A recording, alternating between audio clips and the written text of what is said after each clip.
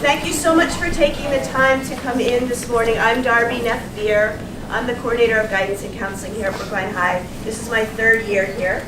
And this is actually, since I've arrived, our first go-round of having an event for sophomore parents at this point in the school year. It was very clear to me in hearing feedback from parents and from administration here that parents of sophomores were really looking for some information and some support from the guidance department around exactly what do we do here around with sophomores in particular, but over kind of thinking ahead, providing information, accurate information about what we're doing to support students through freshman, sophomore, and then into their junior and senior years. So today will be an attempt to talk about what our supports and resources are. We're going to be doing a lot of information sharing. Thank you, Corbin from Brookline Interactive Group, Big, who is going to be videotaping. So you can certainly take notes, you can take pictures with your phones, but you will have access to the tape and all the information we'll be sharing today. In another about 10 days to 2 weeks, we'll be uploading that on our guidance website, which we'll be talking about in a few minutes, and the PTO, your wonderful sophomore parent PTO representatives will be including that information in emails that they send out if you're on their email list.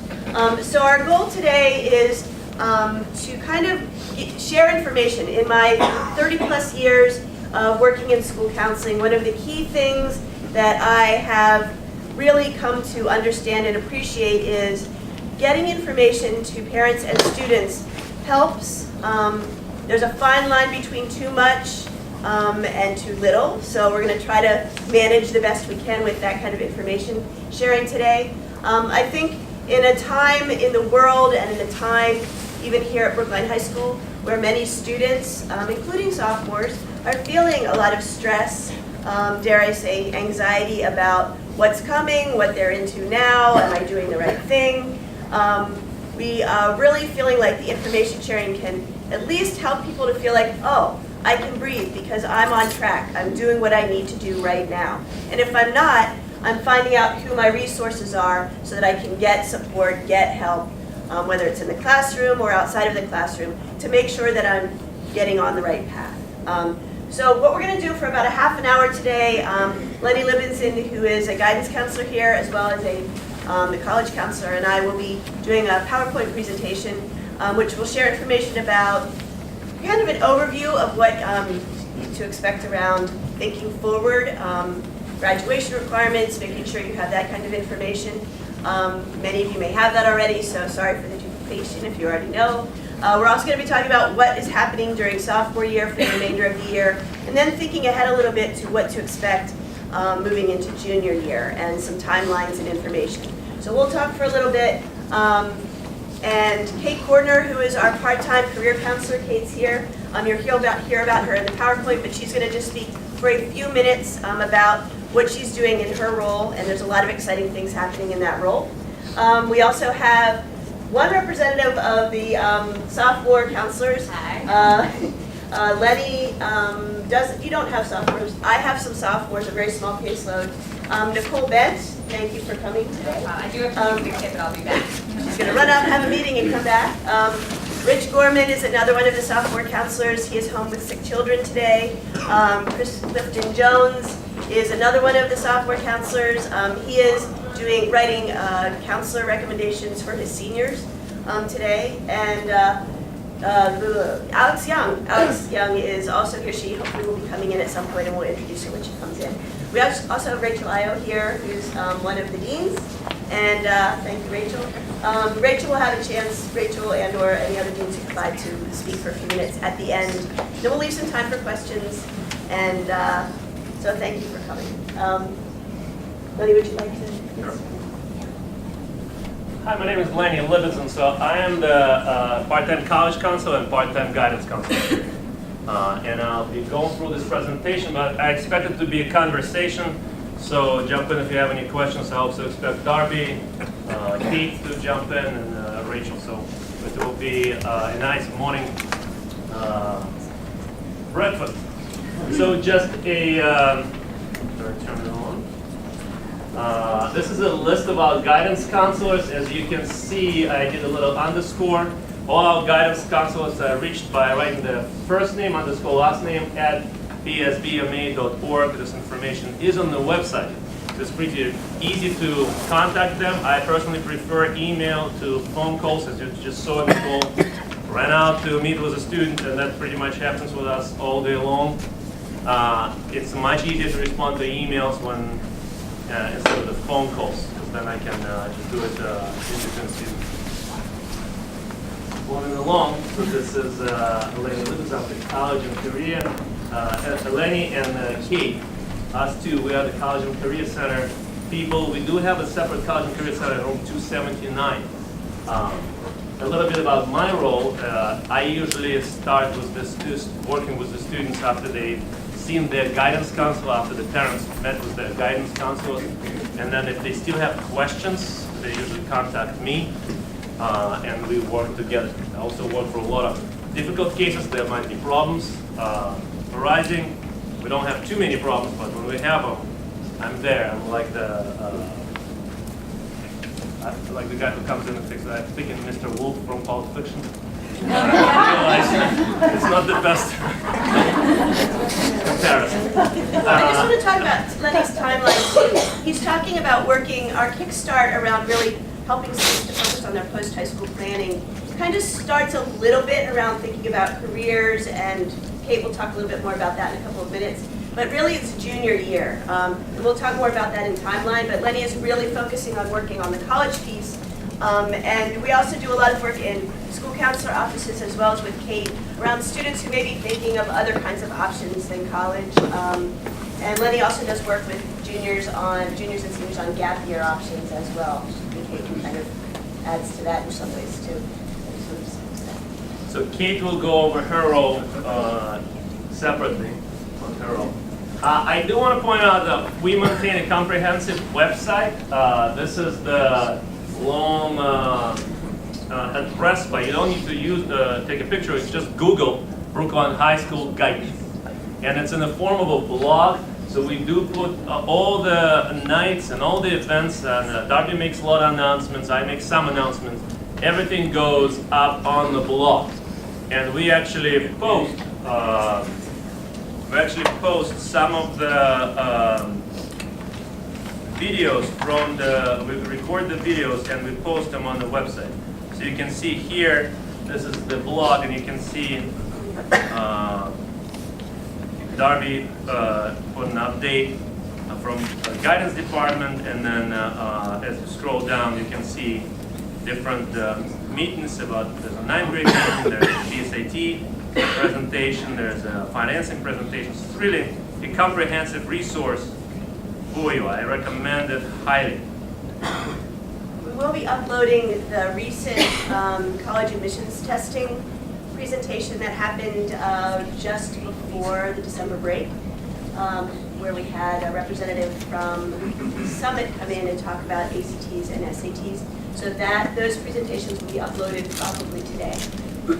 So you'll be able to see those if you missed those presentations.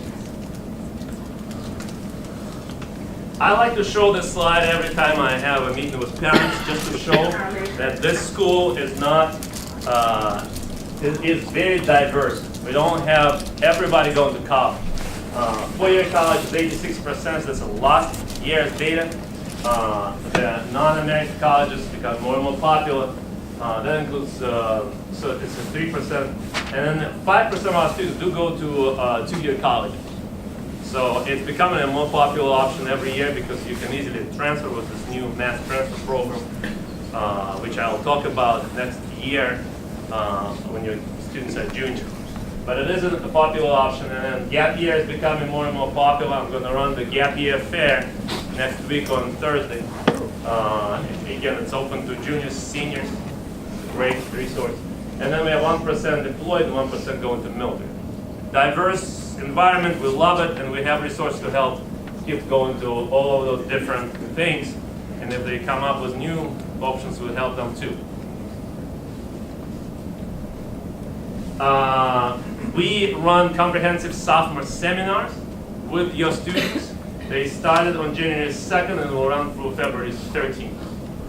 And Kate will talk a little bit about the career piece of the focus of the sophomore seminars. As of this year, there's only one meeting for developmental seminars for sophomores with their guidance counselor. It's during their advisory block, and so that their counselor will be working with them during one of the advisories during this time period.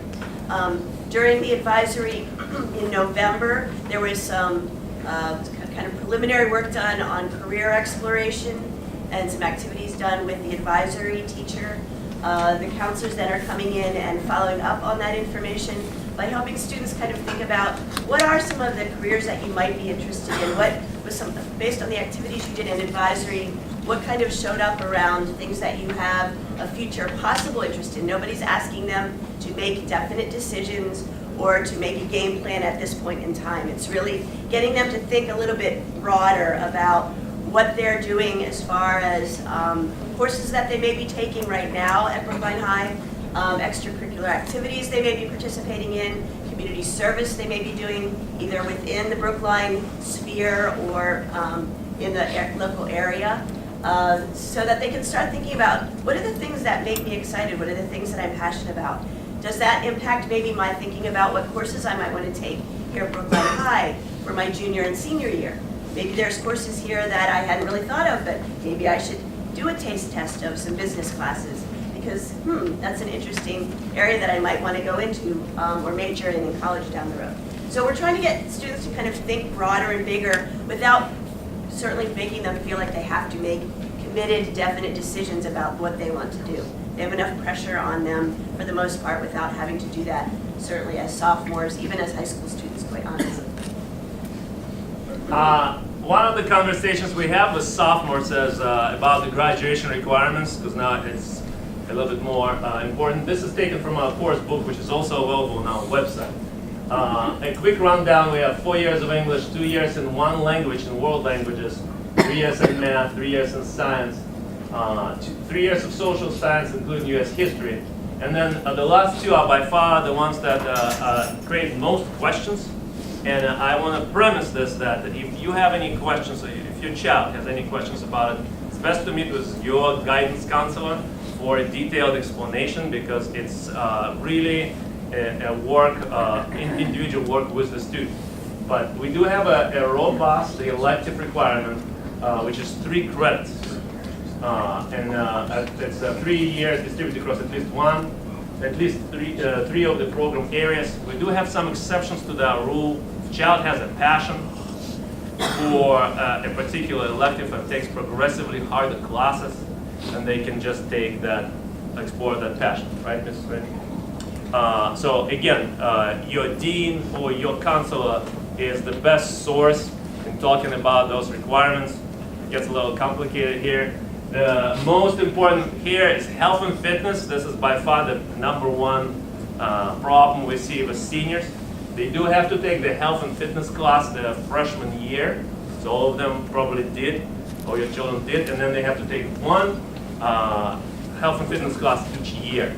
And they can take an elective, a health and fitness elective like yoga, rock climbing, revolution that's in the morning, lifetime activities, or they can play a sport and have that counted as a credit.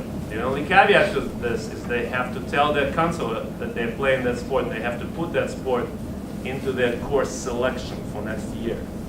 So as we're dealing with teenagers, you can imagine we have quite a few who forget to do that. So it's really hard to do it retroactively. They have to do it before they're playing a sport. Is that sums it up well, Trent? I would say a caveat on the caveat is if the student says they're going to be trying out for the soccer team, they try out for the soccer team and unfortunately they don't make the soccer team, it is that student's responsibility to go back to their counselor and say, I am not making the soccer team, so I have to fit in health and fitness elective for the next semester, or I've decided I'm going to go out for cross country or another kind of sport. So that is really important because we have students who are very committed, try out for team, but unfortunately don't always make it or don't stick it out through the whole season, they will not earn that health and fitness credit. And it is the student's responsibility to make sure that they're following up with their school counselor and dealing with that. I also just want to add in two other quick things. On the math, Brookline High School requires 3 years of math to earn a Brookline High School diploma. I think as a school, certainly as a school counseling department, we would really promote most students taking 4 years of math. That is what the world wants. They want students with solid math skills. That is what many colleges want to see on students' transcripts. So I just want to put that out there around, just, there's a difference in some of that. Depending on the selectivity of college that students decide to apply to way down the road, they're looking for above and beyond what the Brookline High School graduation requirements are. And that's an important topic for students to be talking about individually with their counselor as they get into the zone of thinking about, particularly for your students and thinking about junior year classes. That's an important topic to be thinking about as far as how they think about their junior year course load, their senior year course load to some degree, and making sure that it's balanced. The other quick thing I want to mention is community service can be used as part of can be used as credit for the elective requirement. The community service option has shifted a little bit in the last few years here. We're really looking for students to see Ms. Gaffney, who is our community service coordinator, before they start investing many, many hours in community service in hopes of it counting for an elective credit, because we're really promoting students using community service that's more Brookline or Greater Boston based, as opposed to these amazing opportunities that students should still take advantage of to do community service in other parts of the United States or the world. That's an amazing, wonderful thing. We're not saying that students shouldn't do that, but that is not necessarily going to be counting towards elective credit here at Brookline High. So I just wanted to put that up. Yeah. For the sports of health and fitness, if you're playing on teams outside of BHS, So the question is if they're playing on the teams outside of BHS, so can it count as our credit? It's a complicated question because usually it's not. There is something called a contract PE. If they're doing something that's not offered here, they can make a contract with the health fitness department. It's all given to very few students. If it's something they play that we also offer them. That's why I say always talk to your guidance counselor. We handle this on a daily basis. There's so many different things. So just to, this BHS graduation requirements in part were built on the Massachusetts state admissions standards because we would like to follow them for the admission to Massachusetts universities. And these were changed in, starting in fall 16, and now we're in fall 2017 and beyond. As Darby said, mathematics, it used to be 3 courses. Now for the Massachusetts State College, and this again, this is available online, you need 4 years of mathematics. So UMass Amherst, UMass Boston, Framingham State, Worcester State, Fitchburg State, all those schools now need 4 courses. In sciences, it was also bolstered to 3 courses drawn from natural science, including 3 courses with lab work. So it's 3 lab sciences.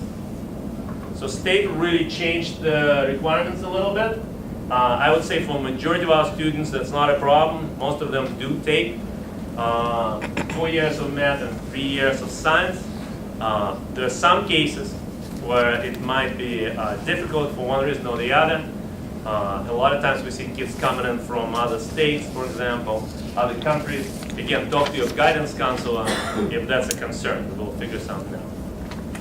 I just wanted to quickly show you the Massachusetts state admission standards. They now have a GPA minimum of 2.0 to get in. Math is required to be taken senior year as a 4th year. This is important. I like to talk about our students with learning differences. If you're applying to state college or university and you're on IEP, you can send in your IEP and testing instead of your standardized tests. And this is used a lot by our students who have learning disabilities.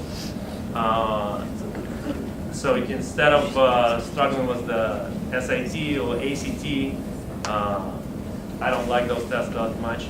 They can send the the testing in an IEP. The IEP is an individual educational plan. That's if you have special education services in schools. I didn't write it here, but the growing trend, and for your class it'll be even bigger, is to colleges goes test optional. So they figuring out that they can actually admit more better students if they just disregard the scores. If you just Google test optional schools, the website is dedicated to listing the test optional schools. I think there's over 800 of them already. So it's a great news for our students. A lot of them stress out about testing, and for the past 2 years I've been telling them, you know what, don't stress out. There's a bunch of schools that you can apply to test optional. My alma mater, Brandeis, you can go test optional if you bring in a junior year paper from your English or history class. Now you have to keep your junior year paper from English or history, which is a problem because a lot of them throw it out the minute they get it. Again, for students whose first language is not English, they need to take TOEFL. And again, this is a conversation with your individual counselor. I'll just quickly go over, they have a sliding scale. This is for the UMass Hampton, Close, Dartmouth, and Boston. Your GPA needs to correspond to certain SAT equivalent, and in the parentheses you see ACT scores. That's available online as well. It's just for your general information, and the cutoff is really at 2.0. I just want to add to Lenny, when he said if you get a 2.0 GPA, then you're, I don't know how you said it. Well, not for the state schools would not admit to 2.0. Yeah, that means that they will look at your application. That doesn't mean that you're automatically admitted to their colleges. I want to be really clear about that. The only schools where they're looking at Brookline High School diploma as not looking at the grades necessarily is community college, the two-year colleges.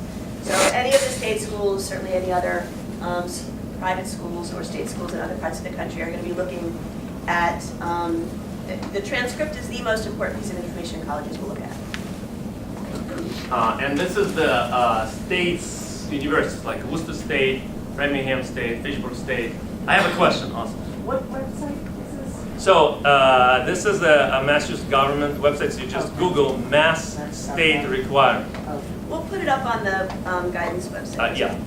It's a 20-page PDF document, which is Yeah, we're not gonna, we'll put up sections of it. Again, I'd say for the majority of our students, they meet this requirement, so we're doing really well with this school.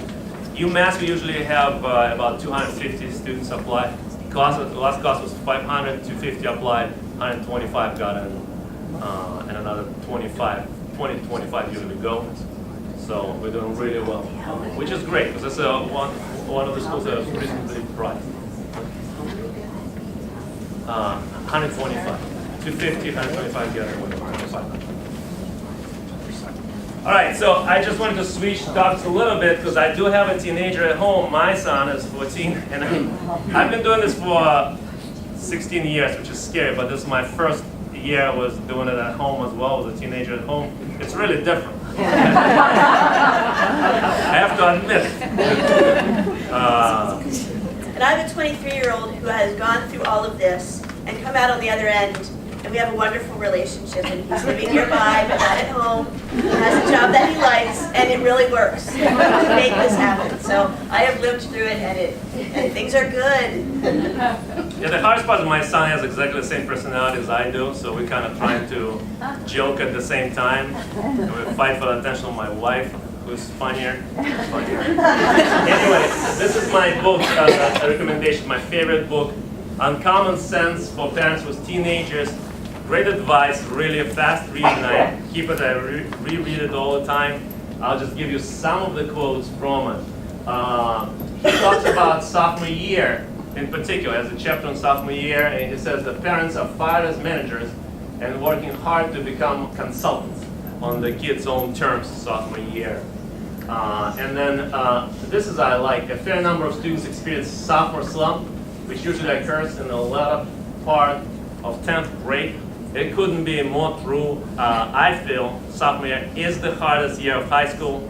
A lot of kids don't do as well end of the sophomore year as they did freshman year or as they will do junior and senior. I don't know if other councils experience that, but it is a tough year. So if you kids experience a slump, just know they're not the only ones. It is a common thing. One thing I always know to parents and to students, for the first 3 years, freshman, sophomore, and junior year, we only send final grades to college. So if you have individual dips, ups and downs in terms, they don't see it. So what matters is your final grades. That's the only thing we send to college's first 3 years. Senior year, we send first term and second term, which is very different for us. Another second slide I just want to show from this book is that when teenagers come home from school, they often need to detox, just like adults do when they come home from work. I see that every day now. It's hard. Sometimes I'm the object of detoxing. And then realize that it isn't normal for sophomores to come home and want to breathe their parents. Again, that's just again, love this book. It goes over each grade and what to expect. Highly recommend it. The other book that we recommend is with Darby. Can you read the title? Yeah. Where You Go Is Not Who You'll Be by Frank Bruni. This was on the New York Times bestseller list a couple of years ago, but it is still absolutely relevant and not a really intense read, but a very good read as far as getting scope for you as a parent and also helping supporting your student around entering into the post-high school planning process. Highly recommend. It's a great book, and also he casually mentions a bunch of colleges that are reasonably priced and do a good job educating students. So highly recommend that book as well. He is the New York Times editorial guy also. He was incorrect in predicting the elections, but with this book, he was right. He's not alone in his incorrectness. So, sophomore year, a big thing, if your student didn't get involved your freshman year, it's really important for them to get involved this year in clubs. We do have a list of clubs and activities on our webpage. If they still don't get involved this year, it's just fine. So we have a club fair around October 10th every year, so they can still get involved next year. There's a lot of amazing clubs and organizations here, over 100 I think, 97, I'm not sure. If a student doesn't feel like they are anything, whether it's the clubs and activities, it's performing arts program, the drama theater program, it's sports, I mean some students are very involved. There's different ways students can get involved. There are some students who decide, you know what, I want to do things, but it's not necessarily going to be directly related to my high school experience. So that could be students who decide that they want to go out and find a job and work. Maybe they need to have some extra pocket money, or they need to help at home around some of the bill paying. It might be community service that's outside of the Brooklyn High School world. There's a lot of opportunities here, but it doesn't have to be the thing. Students shouldn't have to feel forced that they have to do something here at Brookline High. Getting them involved and kind of being part of the community, whether it's here in Brookline or the greater area, is key to them becoming community service giving people in the world. So I think I just wanted to put that out there. The next couple of slides are just preview about the next year. So the big event next year, it will be the PSAT.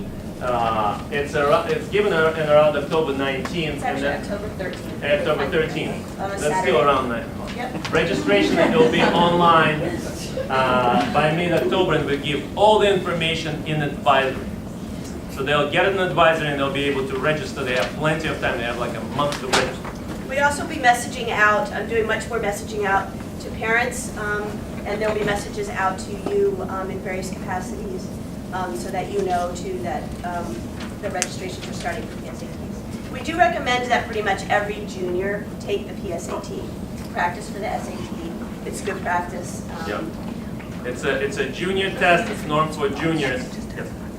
Will they take it cold, or will they do preparation, in the weeks leading up to that? Or is it up to each student to prepare or not? That's a great question. Actually, I want to talk about next. Do we need to prepare for PSAT? SAT. So my recommendation is just to go in and take it, see where you are. There are some people who take like expensive preparation for PSAT courses. I think it's complete overkill. You really don't need it. This is really the beginning of the preparation for those tests. Again, this is a generation where those tests are not as important, I feel, to colleges. So I wouldn't stress about it too much. Yeah, I would say, just to tag on what Lenny said, for some colleges they are important. Always the transcript is the most important piece of information college admissions will look at. When it comes to PSATs, it is practice. I would advise students to go online and we do and actually look at some of the practice questions so that they get their head around how the questions are designed. There's actually practice tests on the College Board website where students can time themselves.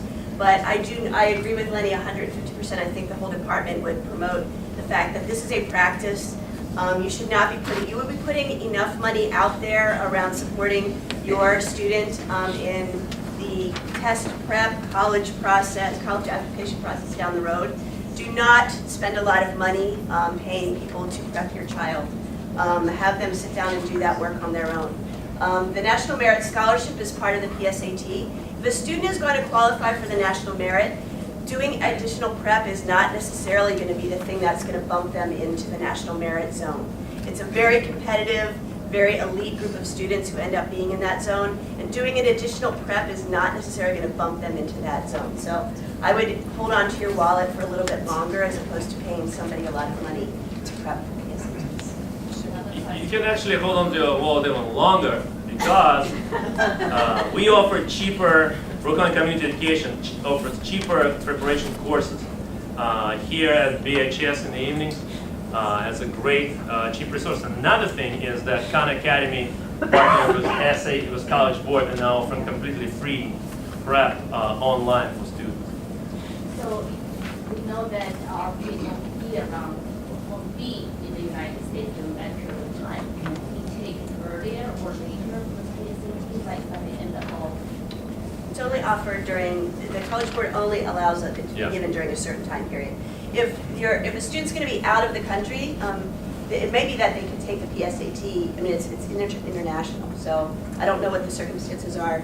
Might be something for you to talk about either with your child's counselor or with Lenny.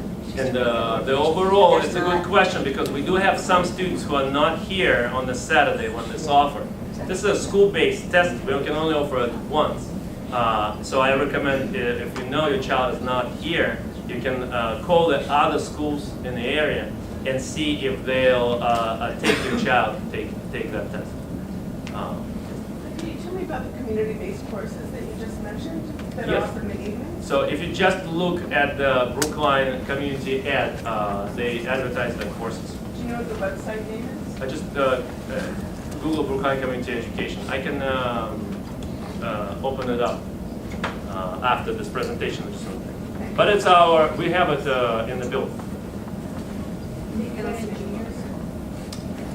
I would recommend taking a junior year. I wouldn't recommend doing anything. As Darby said multiple times, the most important thing for college is the transcript. I won't take a single minute of your sophomore's time away from the courses they're taking here. Start the prep on the next year. This is a hard year, as I said before. I think it's the hardest year they have. So I would concentrate fully on academics. I think if you're thinking about the balance of how to go as far as your child's time, it is far better that they have extra time to look at that English paper and do some more editing and do the best they can on that English paper, or to study for their science test a couple of extra hours over a few days, than to be committing to time during sophomore year doing test prep. Blatantly so. The Brookline High School GPA is based on final grades from sophomore year and junior year. So that's key that their final grades during sophomore year are as best as they can be. And so that's what we do. Another important thing is that we use a system called Naviance. Every student who enters the school gets an account. We put them on the Naviance the freshman year during freshman guidance seminars. If your child was missed for some reason, you can ask them if they have Naviance access. If they don't, you can email your counselor, your child's counselor, or myself, and I'll send you the password. This is a system we use in our guidance seminars for career exploration. It has excellent career tools in figuring out what you want to do, but more importantly, well, not more importantly, but equally important, we use it extensively for college search and for applying to college. So for junior and senior years, it's our tool to go to for college search and then submitting documents. We also email students, counselors email students from Naviance, I email students from Naviance. So make sure your student has an account. We don't offer a parent account. You should be able to see everything through your student's account if you take their password. We also have a guest account on Naviance. The password is BHS, all capital letters. And again, this is explained on our webpage, but I would recommend getting to it through your student's account. It just gives you a lot more functionality. A quick what to look forward to semester 2 sophomore year besides the slump I was talking about. We have mid-years January 24th to 26th. Sophomores generally have had mid-years last year, so it'll be very similar. They have to study for them from the materials the teacher gave them. I'll just jump in for a second. I did get actually a parent emailed me last night of one of my sophomores to ask, do the sophomore teachers kind of walk through sophomores around mid-year test prep packets or kind of lead them through as much support getting ready for mid-year exams as they did freshman year? I think overall, and I'd ask other counselors, Alex Young has arrived in the back there, Nicole's back, even Dean's, Melanie Alexander's tucked back there too. But I think it depends on the teacher to some degree during sophomore year. One of the handouts, if you didn't grab it, you should grab it. We borrowed something from Westwood High School, mid-year study tips and test-taking basics. Nice little handout, and we'll make sure that that is available for sophomores and other students in the building as well. 10th grade guidance seminars are ongoing. On March 6th, we will start the course selection process exactly the same as last year when they were freshmen. I hope they know how to do it. Again, this is a school where the teachers recommend them for the 5 major courses. They select their own electives, students choose their own electives and choose their health and fitness. Again, it's really important that they put in the sport or the health and fitness. We do have an additional date. On April 3rd is the last date for the parent to override the teacher recommendation. 99.9% of the time, our teachers make the correct recommendation. I don't know if any of you have seen this year, if you've overridden some, but I highly do not recommend overriding our teachers. That said, this is an option that exists in our system. You can override any recommendation for next year. I think one of the themes that we'll be talking about hopefully as a school community as we get into the course selection phase in the next month or 2 months, is really helping students to think about as best as possible the balance of their course load. We're really asking you as parents to think about that as far as looking at your students' desires and course requests. So teachers will give recommendations. They're thinking about how that student is doing specifically in their class when they do their recommendations. So it is fantastic. It's a wonderful testament to a student who's recommended for a lot of high-level classes. Many students who are recommended for those can handle them and do that as far as balance with the rest of their life around extracurriculars, maybe sports, making sure they get enough sleep, all those kinds of things. We're really trying to think about stress level for students here. But some students really need to think about, is that the best balance for them as they think about heading into their junior year? So I really want to put that theme out to all of you as parents. The other key piece thinking about course selection, I'm going to ask all of you today to make sure when you leave that you have the correct access and passwords for your child's portal access. Your child also needs to have portal access because they're going to be uploading some of their elective course selections onto the portal. We get into a crunch time where parents aren't thinking about that, and then all of a sudden the course selection process starts. They're allowed to go on the portal and upload, and everybody's like, wait a minute, I don't know how to get on, I don't know how to do this, and people kind of panic. So now is the time to make sure that you have that information. If you do not, you'll see up here, you can go to help_desk@pspma.org and figure out how to get access now for both you and your child. Just the parent portal, right? That is the parent portal. Where we get the report cards, et cetera? Yep, it's Okay, the same then portal. sorry, Yep, got it. if you've been able to access for report cards, IPRs, then you're good to go. If you haven't ever looked at that, or you're having trouble accessing for those kinds of documents, make sure that you're accessing it before we get into course selection. Another question? Yes? Didn't an email come out yesterday, go out yesterday in regards to course selection? Yeah, I think thought I don't- saw- Yeah, Hal sent it the last. No, it's about another meeting somewhere. There's another meeting happening February 12th. February 12th for sophomore parents, where all of the curriculum coordinators, I think Rachel, can you speak to, Rachel, you and Melanie? Speak to that, I guess now? It's going to be now Yep. a morning meeting. Yes. I understand. And there'll be some curriculum coordinators from each department who are here to talk about courses and different levels and options for next year for rising juniors. And there will be also an introduction of the ACE program from Fire. You'll get more information about the different course options from each department head. Your children will get information, you know, about this also through their individual classes. So in their math class, they'll talk to the math teacher about selecting next year's math course. I'll just move along to finish this PowerPoint, and then we'll take more questions. In March, we'll have MCAS, ELA, and Math. This is the two MCASs that need to graduate, along with the science that they took last year. Vast majority of students pass it. If they don't pass in the first try, they can take it every year, a couple of times a year, and they pass it. And then on April 12th, we have a job and career fair, which Kate will talk about shortly.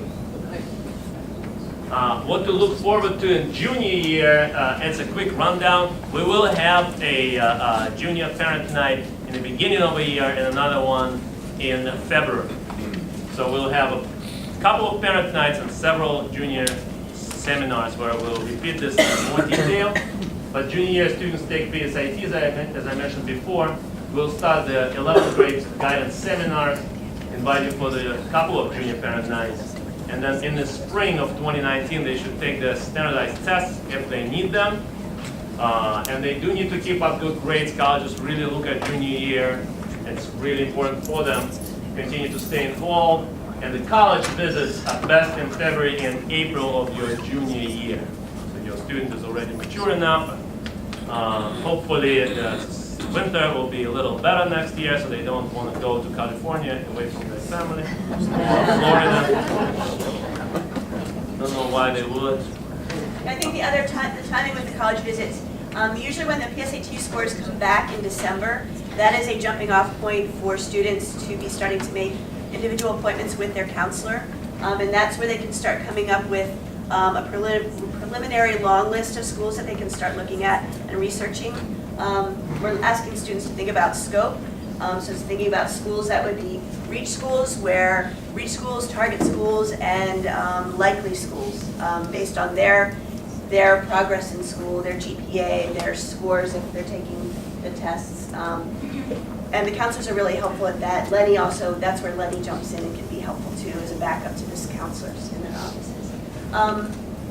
We're going to take, I want Kate to have a couple of minutes to talk about her role. Just show a couple of websites. Okay, yep. Just wanted to, again, this is our website here, and this is Brookline High School PTO website. PTO is a huge supporter of our school. Highly recommend everybody to add their child to the directory. You get the information, and then at the end, I'll do the search for the community education here. Thank you so much. I'm done with my part of the presentation. I have Darby's cards if you want to ask any questions. Every part. I'm giving up my boss's card. I do have a question. There's there's SAT and the ACT. I'm not quite sure of the differences. I mean, I've seen the formats, but do you counsel the kids on which one to take? Or So- maybe you don't take both? The question is about ACT versus SAT. We do counsel them starting junior year. In general, all our students take the SAT, and we go from there.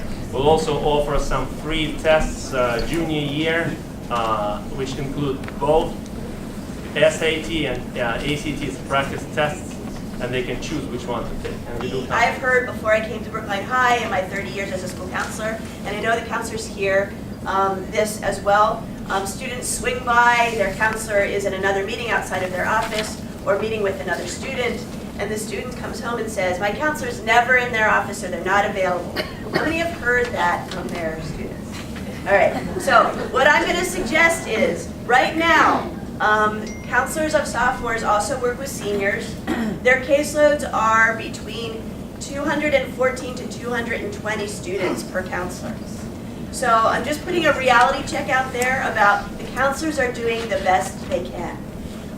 When I came in here, one of the things that I'm really, one of my mantras is to train the students that if they swing by and their counselor is not in their office or they're busy, that they need to leave them a note. Many of the counselors have little note cards or ways to leave notes outside their door. Some of the counselors have whiteboards where students can write a note. I'm also a big promoter in students starting to use email to communicate with adults in their life. That is actually, it's not part of a sophomore's way of operating. We all know that. But the reality is, as they move into the later points of their high school experience and then move off to college and then out into the work world after that, email is still part of how we operate. And we need to start working with our students, training them on how to use email to communicate with the adults and also how to use email effectively. Making sure they're not using sexybabe@gmail.com when they're emailing their counselor or their teacher, let alone college admissions down the road. And the other piece to that is making sure that they're actually using good, appropriate wording when they're doing these emails. So what they use in text around abbreviations isn't necessarily appropriate when they're writing emails to other people. So just want to put that out there about communication. Ms. Napier, what about a kid making an appointment with a guidance counselor? That's even better, thank you. I guess that's kind of where, yes. Whether it's leaving a note or sending an email and saying, I would like to make a time to meet with you. I think that is a far more productive way to actually have quality time with the counselor than to keep trying to swing by and always feeling like the counselor's never there. Counselors, anything you want to add? That? Yes, Yes. I want to Yes. reiterate that. Yes, with an exclamation Leave point. a note and we can come and find the kid, so yes, leave a note Yeah. is important.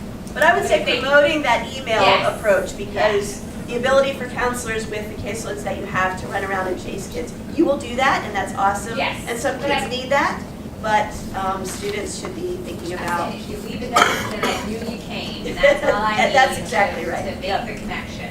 Just as far as handouts, there's a couple of other handouts in our, as I started talking at the introduction, we're just trying to promote healthy ways of handling all of the different pieces of their lives as sophomores and moving into the junior and senior parts of their high school career. There's 2 handouts on how to, as a parent, how to support your stressed out teen.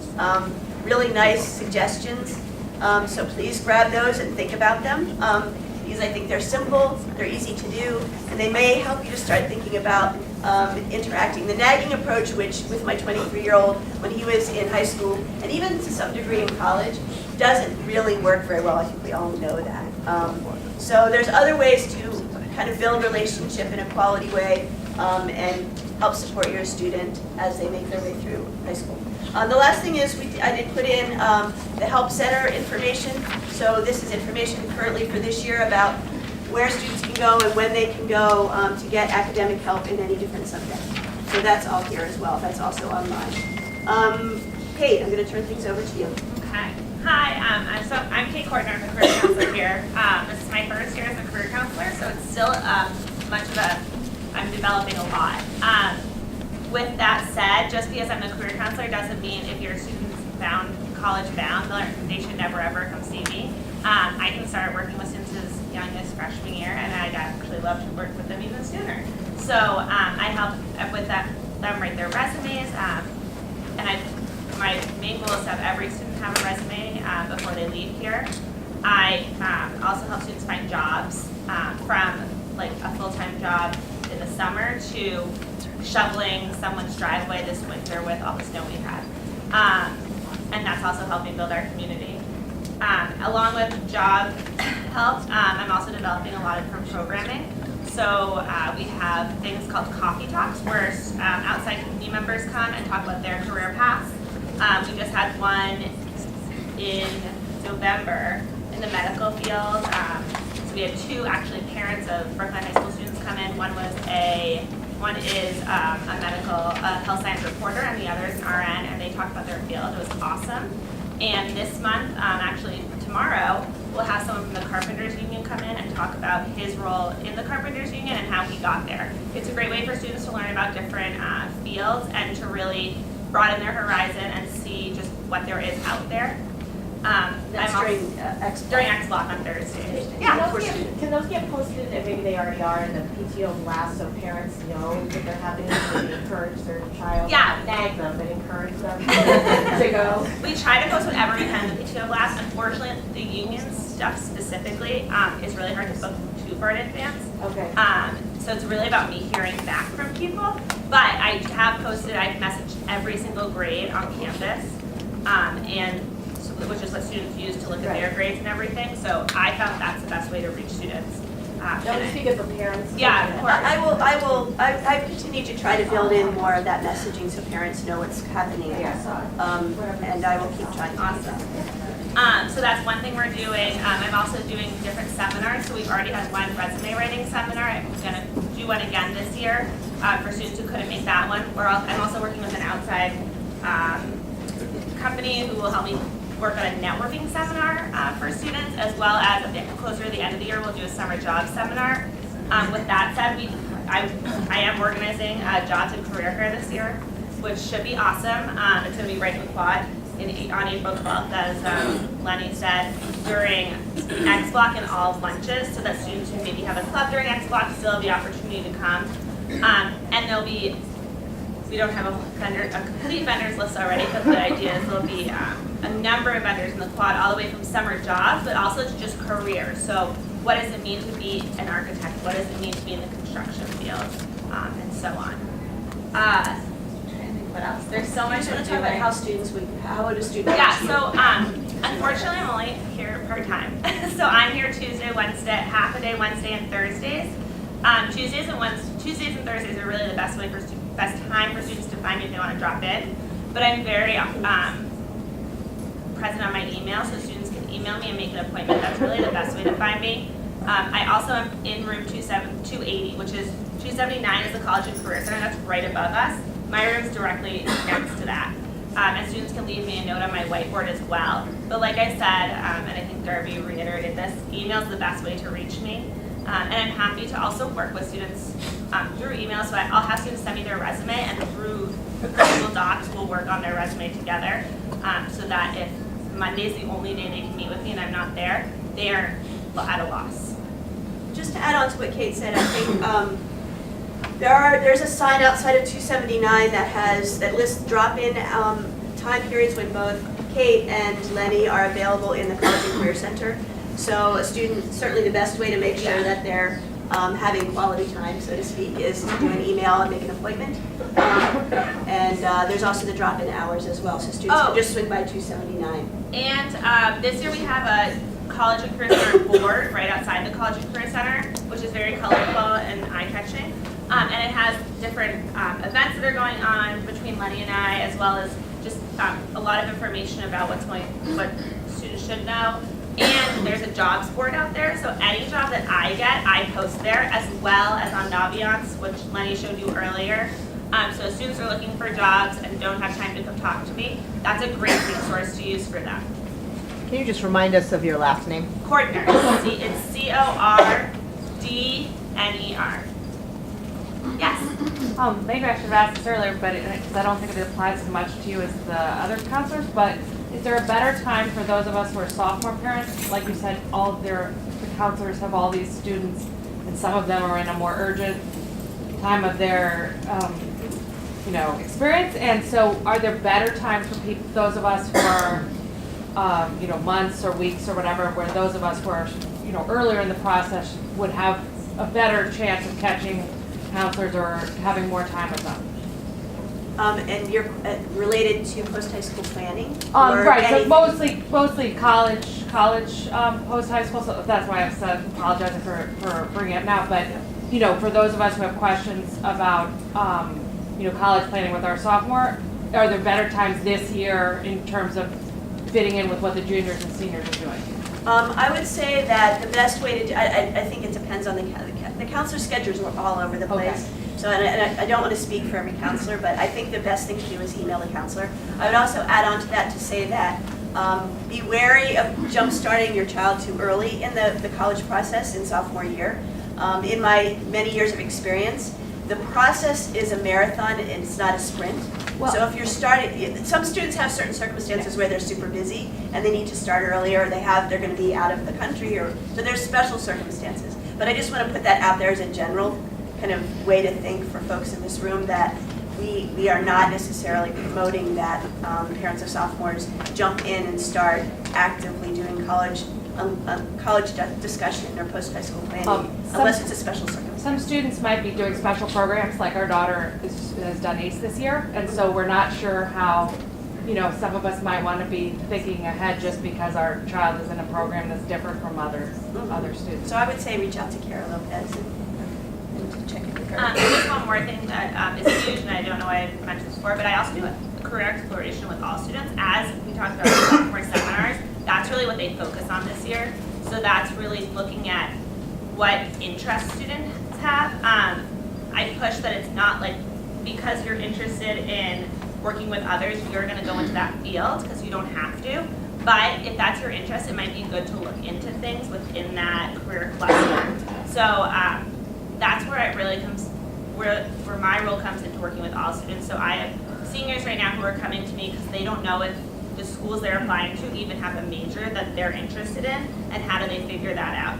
So I use MassCIS, which is an awesome website for students, and they have a career interest inventory on there. But the great thing is you can save your inventory, and through that look at the different career clusters that match your results. So, do you have any questions about that? MassCIS? Yes, I can write it on here. While Kate's writing that, I want to be careful about time because we're now after 9:15, and I want to be respectful of everybody's time. The vision for Kate's role is for it to go to a full-time, as well as Lenny's potentially college counselor role at some point. Is specifically for the career counselor role.